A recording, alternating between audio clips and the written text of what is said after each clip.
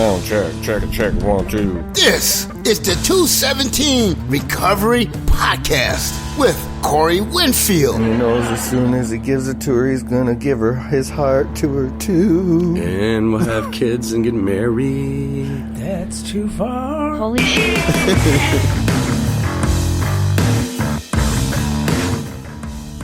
It is the 217 Recovery Podcast. It is the 5th of April, 2020. My name is Corey Winfield. Welcome to the 217 Recovery Podcast. It's about a year ago that Rob, Matt, and myself started 217 Recovery, and it's something that I started, and those guys were in 217 with me, the room that I was in rehab, and we had a lot of great talks, so it was only fitting that they joined me. We all went to the same sober living house, and I was just like, guys, I'm starting this, you know. You were in 217, let's do it. And from there, it just kind of took off, and hopefully it can inspire other people, give you hope that you can do it too. It's been a long, hard journey, and that's one of the things I want to talk about tonight. I want to talk about prayers. I want to talk about forgiveness. I want to talk about being in control of what you can control, and I also want to talk about helping others, and probably not in any of that order, but yeah. So it's been a year, and what a year it's been. It's been amazing. It's been insane. Sometimes it's been frustrating. It's been wonderful, and it feels amazing to be here tonight and be sober.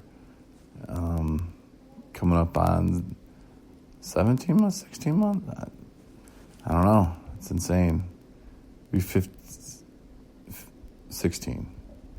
Yeah, 16 months, but it's nuts, man. The great things that will happen in your life. And I talked about it with Marnie last week about the promises, and it's true. You know, the promises are true, and you will forget the petty selfishness that you once craved. You know, you would make problems out of anything just to make an excuse to hate and to be bitter. And for me, it was to drink. I had a counselor tell me, his name is Pana in Benton Harbor, and he told me, he's like, Corey, why are you protecting the bottle? You are protecting it. You have a shield around it. It's never alcohol's fault. He's like, in the hour where you're just talking about your problems in your life and how it's just gone to hell, and not one time did you blame alcohol. You know, you said it was so-and-so, and it was this, them doing that, and it was never the alcohol. He's like, you got the shield around it, man. And he's like, the problem was, though, that was the cause of all those other problems that you had, you know, and I had to take a step back. You know, Pana's a very bright guy, smart guy. Lucky to have met Pana. I mean, not that he's passed or anything, but I'm just saying, like, I'm lucky. Sometimes I think I'm lucky, and sometimes I think that the Lord did answer my prayers. Now, I'm not going to get religious on you. I'm not going to do that. I'm not a religious guy, but I do believe in God. And a lot of people have a higher power, and I'm very spiritual, and I think that God is amazing. And if someone prays for $1 million, you know, do you think God's just going to drop $1 million on your front doorstep tomorrow? I don't know. He might. This is not how my God works, though. My God will put the opportunities in place and let you go achieve them.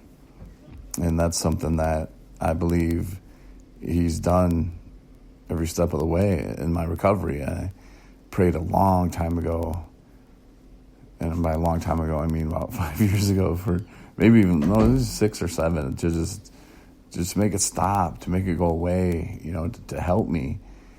And every relapse, you know, every time I went back to treatment, every time I went to like a psych ward, I thought, God, why? I just want to stop. I don't want to do this anymore, Lord. And I think that he knew in order to do what I'm doing today that I had to go through all that.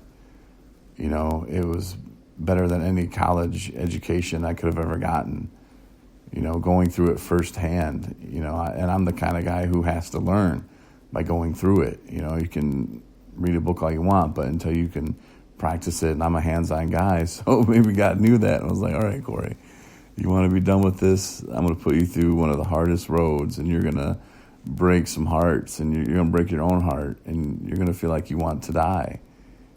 But you're not going to. You know, you're going to come out stronger and better, and you're going to help the people that you need to help. And my grandma would always tell me that, you know, you got to get out of rock radio. You can't be doing that anymore.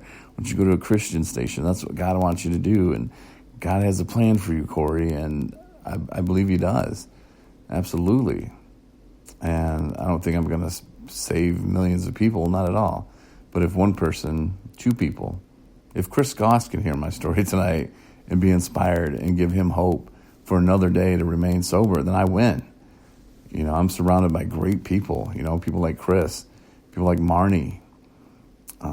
There's a billion others that, you know, I could call my good recovery friends and buddies. And, you know, my man Tyrone, Dustin, Ryan, you know, those guys, Anna, you know, Samantha, who's our top fan, got to give her love, because she did post a picture with her shirts and stuff today, which was awesome. But again, like, we're having fun and we're doing our thing. And it's amazing to have great friends in recovery and people that you can call. And, you know, I don't have money for those people, but if they want to call and just say, hey, I'm having a bad day, or, you know, just hit me up and say, hey, what's going on, man? You know, like, just feel like saying hello. It's better than, you know, the old people we thought were our friends. And I still have great friends, you know, that I went to high school with, a handful, you know, but they're not hitting me up to, hey, let's go drink, you know, and nothing like that. You know, it's more like, hey, Michigan sucks, Notre Dame rocks. So I didn't get that last year for some weird reason.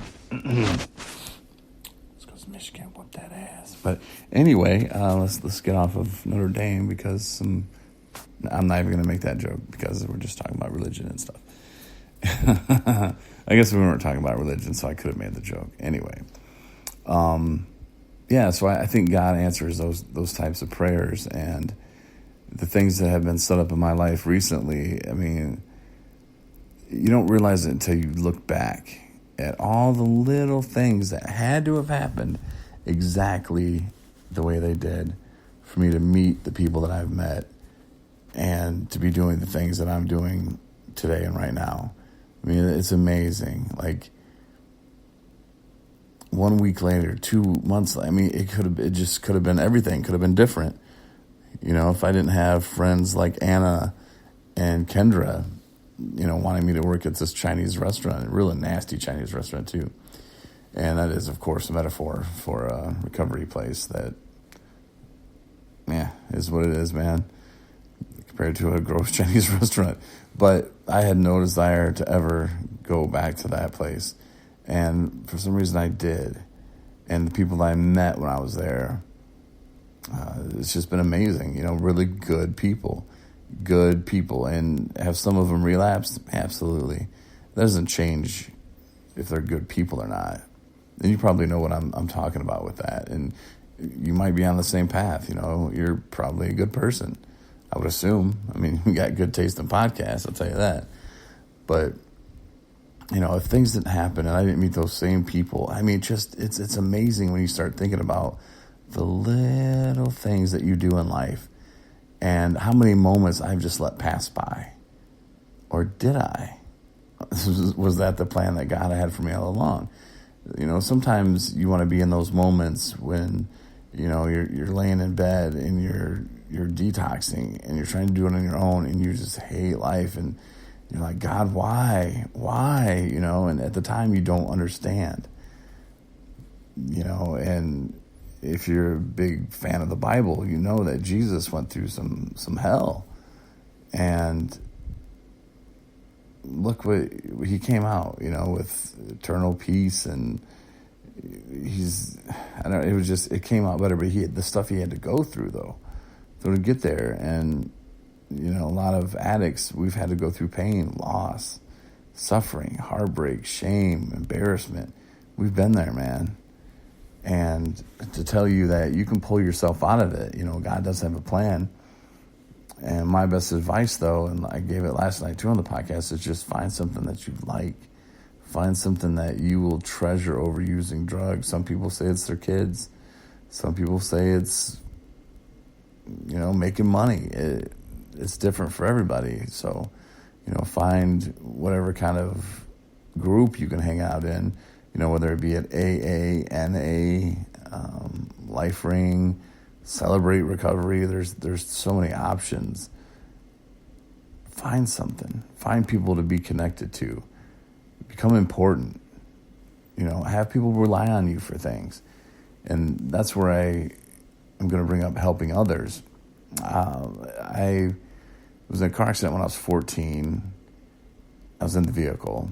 And ever since then, my back has been pretty messed up. And then in 2016, I believe it was, I fell down a big-ass flight of stairs and landed right on my ass, which compressed the discs in my back even more, and I had 2 herniated discs causing sciatica. And if you've had sciatica before, you know exactly the pain I'm talking about. It does not go away. It can last. Mine lasted it was over 6 months. I don't want to say 9 because I don't think it was quite that long, but it never goes away.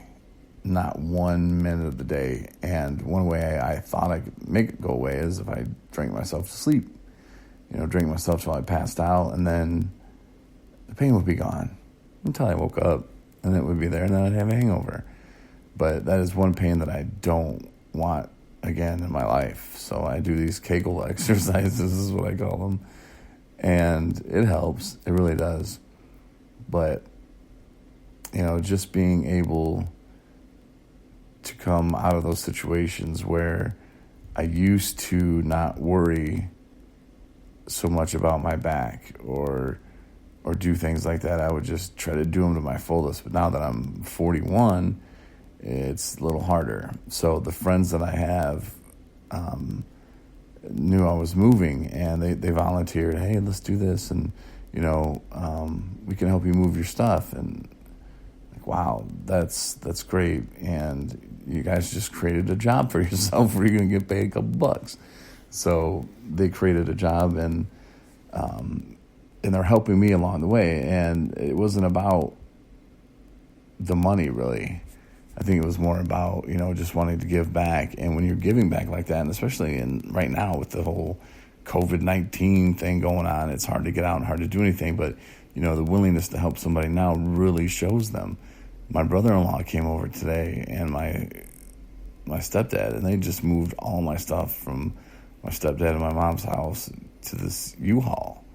They moved it in there, and it's just amazing. They didn't ask for anything, and they knocked it out in like 30 minutes.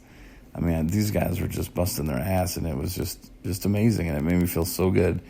And, my girlfriend and we both were just like, how do we thank them?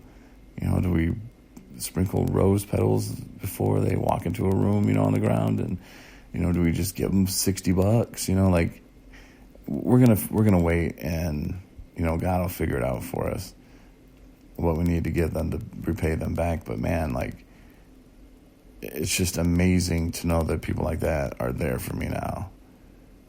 And it's life-changing, obviously. But